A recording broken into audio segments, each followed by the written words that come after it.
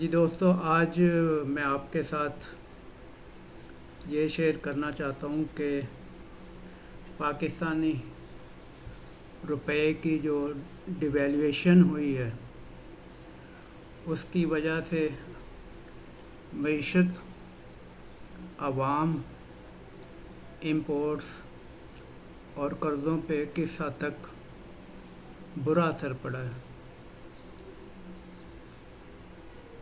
مثال کے طور پہ یہ میں نے تھوڑا سا ڈیٹا ورک آؤٹ کیا، وہ آپ کے ساتھ شیئر کرتا ہوں کہ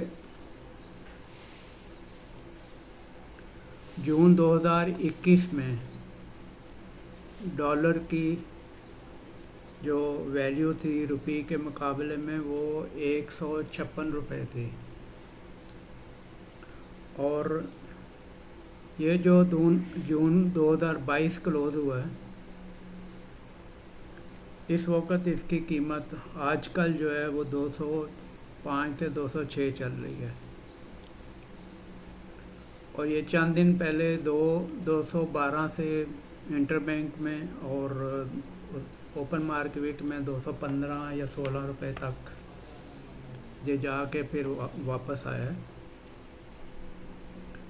اس طرح جو مالی سال گزر گیا، ابھی جو ختم ہوا ہے جون میں، پچھلے سال جولائی 2021 سے لے کے جون 2022 تک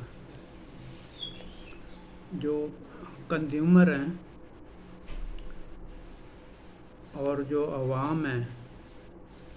اور جو امپورٹرز ہیں،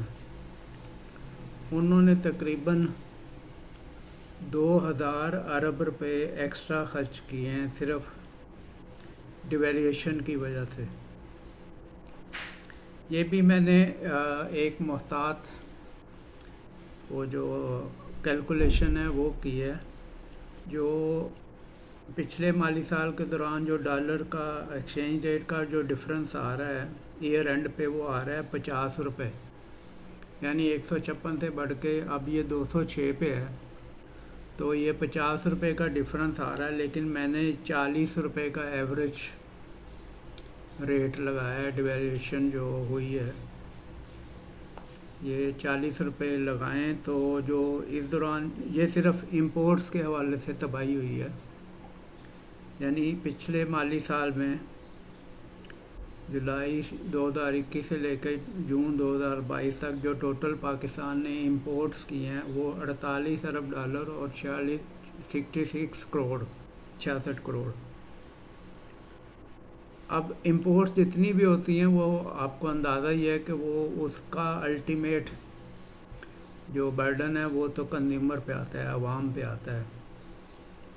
آدھے سے زیادہ امپورٹ جو ہوتی ہیں وہ اس میں تیل گیس کی ہوتی ہیں اور کوکنگ آئل کی ہوتی ہیں، یعنی اگر یہ 48 ارب ڈالر سے تھوڑی سی زائد امپورٹس ہیں تو اس کا کوئی 24-25 ارب ڈالر کے قریب بنے گا آئل گیس،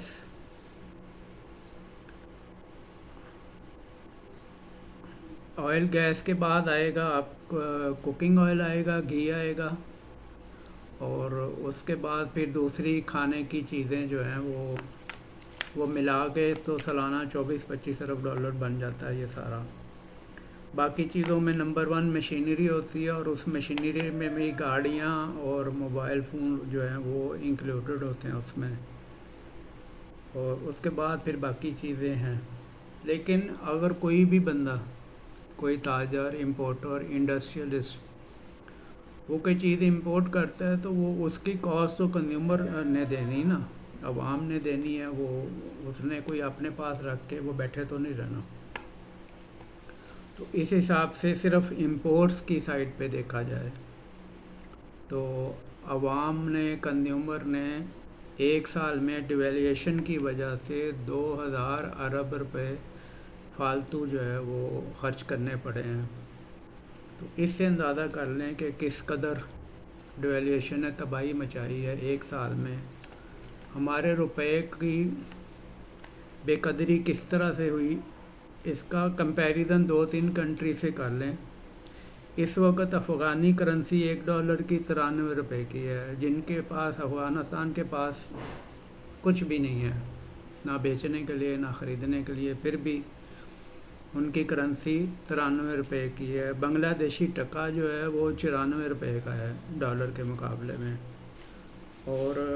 انڈین روپی جو ہے وہ 77 ہے $1 کا، اور پچھلے 2-2.5 سال میں صرف انڈین روپی میں 2.5 سے 3 روپے کی کمی واقع ہوئی ہے، وہ بھی 2 سے 2.5 سال میں۔ اور اس کے مقابلے میں ہمارا روپیہ جو ہے اس نے اتنی ترقی کی ہے کہ وہ ان سب کنٹریز کو پیچھے چھوڑ کے ہم 206 پہ کھڑے ہیں۔ تو اس سے اندازہ کر لیں کہ ہم نے کس قدر بے دردی سے اپنی معیشت کو تباہ کیا ہے۔ اچھا، یہ تو صرف امپورٹس ہے، اس میں وہ چیزیں انکلوڈڈ نہیں ہیں، مثلا جو لوگ فورن ٹرپ پہ باہر جاتے ہیں اور ڈالر لے کے جاتے ہیں مہنگا، وہ انکلوڈڈ نہیں ہے۔ حج عمرہ اس میں انکلوڈڈ نہیں ہے۔ اس دفعہ تو پی آئی اے نے بھی گھٹیا حرکت کی، انہوں نے بھی کہا کہ جو سرکاری کے علاوہ جو پرائیویٹ حاجی ہوں گے وہ ڈالر میں پی آئی اے کو پے کریں گے۔ اس کے علاوہ سالانہ تقریباً 6 سے 7 ہزار پاکستانی اسٹوڈنٹ جاتے ہیں مختلف ممالک میں پڑھنے کے لیے، اور وہ بھی ڈالر زیادہ تر لے کے جاتے ہیں، بہت کم یورو والے ہیں۔ اور پھر ان کی جو فیسیں جاتی ہیں ہر سال وہ الگ ہیں۔ تو یہ صرف امپورٹس کا میں نے کیلکولیٹ کر کے دیا آپ کو کہ اس میں بلا وجہ جو ہے وہ روپے کی ڈیویلیو کر کے کوئی خاص فائدہ ہوا بھی نہیں ہے۔ اب جب میں نے اپنی کتاب لکھی تھی اس میں 2001 میں کہ پاکستان کو دیوالیہ کس نے کیا، تو اس میں پرویز مشرف کے 2001 تک کا ڈیٹا ہے ڈیویلیویشن کا۔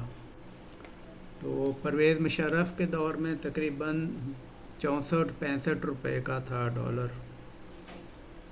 اس کے بعد پیپلز پارٹی کی گورنمنٹ آئی تو یہ پھر تقریباً گیا ہے 96-97 پہ، اور اس کے بعد پھر نون لیگ کی حکومت آتی ہے، تو نون لیگ جو ہے وہ پی ٹی آئی کی حکومت آنے سے پہلے 117 یا 18 پہ چھوڑ کے جاتی ہے،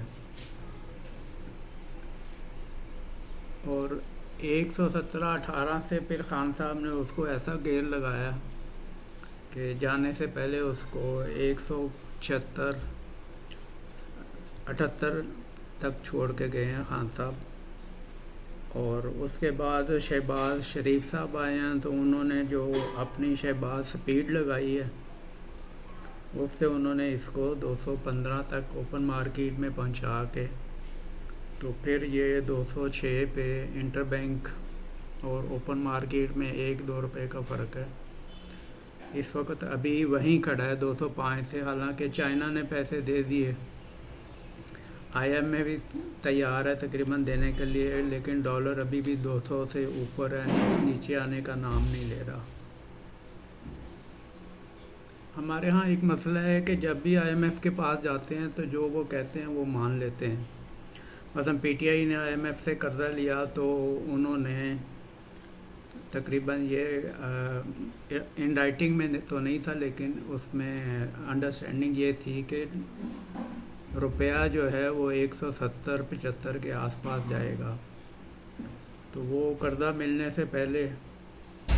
وہ 170 پہ اس کو پہنچایا گیا۔ اس کے بعد پھر اپریل میں 9 اپریل کو کولیشن گورنمنٹ آئی ہے، تو یہ خاموش ہو کے بیٹھے تھے چونکہ آئی ایم ایف سے نیگوشیٹ کر رہے تھے اور ڈیلی ڈالر بڑھتا جا رہا تھا، اور جیسے ہی 200 روپے سے کراس کیا پھر ان کو یاد آیا کہ اچھا اس کو روکنا ہے، تو اس سے لگتا ہے کہ یہ بھی ہو سکتا ہے آئی ایم ایف اور ان کی انڈرسٹینڈنگ ہو کہ یہ 200 روپے کے آس پاس ہی رکھیں اس کو۔ اب اس میں اصل نقصان تو عوام کا ہے، جو ہمارے مفت خور ہیں یا حرام خور ہیں، ان کو کیا فرق پڑتا ہے ڈالر 200 کا ہو، 300 کا، 400، ان کو تو سب کچھ مفت ملنا ہے اور انہوں نے لوٹنا ہے اور کھانا ہے۔ پاکستان کو کئی सालों से नोच नोच के खा रहे हैं, उनको कोई